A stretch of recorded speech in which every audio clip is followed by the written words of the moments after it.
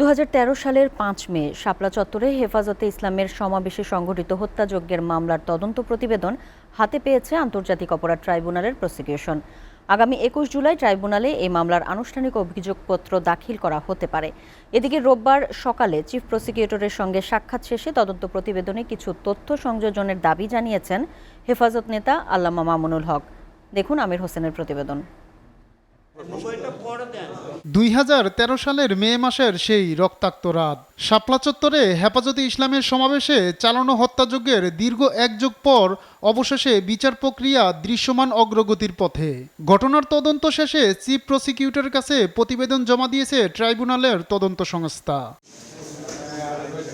এই তদন্ত প্রতিবেদনে তৎকালীন প্রধানমন্ত্রী শেখ হাসিনা, পুলিশ ও বিজিবি তৎকালীন প্রধান সহ 41 জনের বেশি ব্যক্তিকে আসামি করা হয়েছে। তালিকায় আছেন সাংবাদিক মোজাম্মেল বাবু, ফারজানা রূপা ও শাহরিয়া কবির সহ কয়েকজন গণমাধ্যম ব্যক্তিত্ব ও বুদ্ধিজীবী।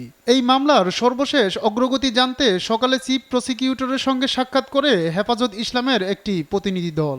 আমরা আমাদের জায়গা থেকে যেটা একেবারে একটা ওভারঅল কথা বলতে পারি, সেটা হলো আমাদের যে এক্সপেকটেশন ছিল, আমাদের যে অভিযোগ ছিল, এই রিপোর্ট, খসড়া রিপোর্ট তার কাছাকাছি আছে।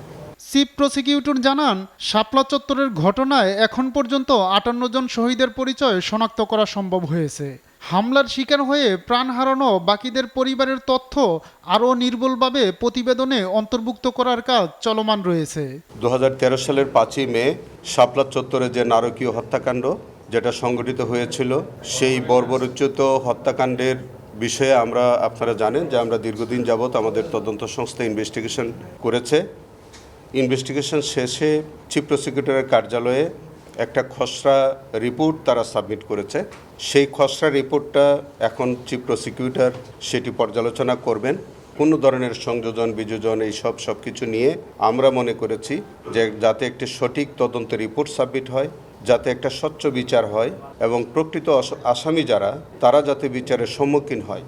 সব আইনি প্রক্রিয়া শেষে আগামী 21 জুলাই মামলার পূর্ণাঙ্গ তদন্ত প্রতিবেদন ও আনুষ্ঠানিক অভিযোগ ট্রাইব্যুনালে দাখিল করবে প্রসিকিউশন।